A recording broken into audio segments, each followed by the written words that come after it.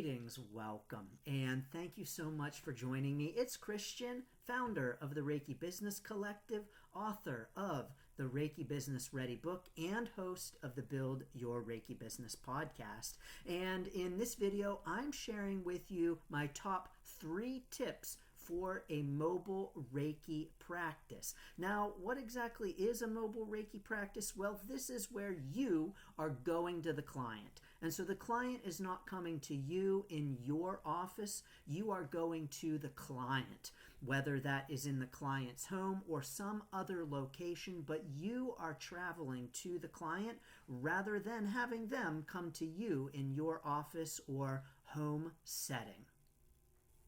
A mobile Reiki business has a lot of benefits. Number 1, there's no rent. So you don't have to worry about paying office rent, which is oftentimes the number 1 biggest expense for Reiki business owners. Number 2, it is convenient for the client. So it is super convenient for the client for you to meet them where they are, for you to travel to them.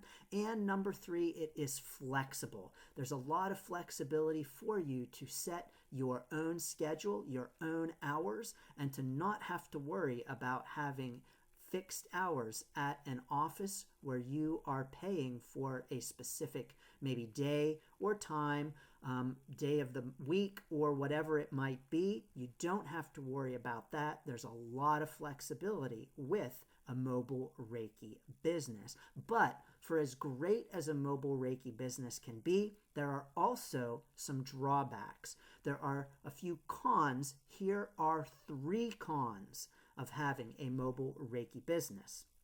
Number 1 is the travel. So maybe the weather is not so great and you don't feel like going out, or you don't like to drive in the not so great weather, snow, sleet, wind, hail, rain, whatever it might be. Maybe you don't want to drive in it. There's also the wear and tear on your own personal vehicle. Number 2, you can't control the environment. There's no controlling the environment where you are going into. Well, at least you don't have as much control over the environment that you are going into as you do if it is your own environment. So if it is your office setting, if it is your home office or your office, wherever it might be, if it's your environment, you can control that environment, setting the tone, clearing the space, all of the things, so much more than you can if you are going into someone else's environment. And of course, number 3, the safety factor. If you are especially going into someone's home with your mobile Reiki practice, there are some safety concerns. And so here are my 3 top tips for your mobile Reiki business. Number 1, tell someone where you are going. So let someone know where you are going if you're going into someone's home. Now, if you are traveling to nursing homes or hospitals, this is not so much of a concern. But when you are going into other people's homes, this can indeed be a concern, especially if they are the homes of strangers. So I recommend always having on your calendar who you are meeting with, their address, and even their phone number, but that you have this information accessible. Even if you don't directly share it with someone else, because of privacy concerns for clients, that's understandable. It is a good idea for that information to be accessible to someone you know and trust in the event of an emergency. Along with that, I recommend that you let someone know where you're going, where you're going to be, and when you are expected to be home. So, for your own safety, I recommend letting someone know whose homes you are going into, when that's going to be, and when you expect to be home. Number 2, it is okay to be choosy. When you have a mobile Reiki business, and especially if you are going into other people's homes, it's okay to be choosy. It's okay to be selective.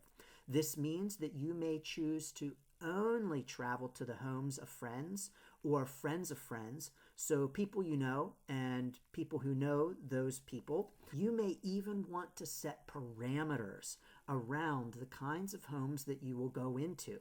For instance, maybe you're allergic to dogs. You don't want to go into a home with dogs. You can set that for yourself and set those boundaries. That is absolutely okay. And number 3, keep track of all of your mileage. Make sure that you are logging all of your mileage, keeping track of it, having documentation of where you are going in your mobile Reiki business and the date, because you can write off your mileage as a Reiki business expense. If you're interested in learning more about having a mobile Reiki business, grab my Reiki Office Hacks article in the free Reiki Biz Kit at standingstoneshealing.com/Reiki Biz Kit. The link is down below. I also have an episode of the Build Your Reiki Business podcast with more on mobile Reiki. I'll drop that link down below as well. So do you have a mobile Reiki business? Drop it in the comments for us. Let us know, what are your tips for a mobile Reiki practice? Sending lots of blessings and best wishes to your Reiki business.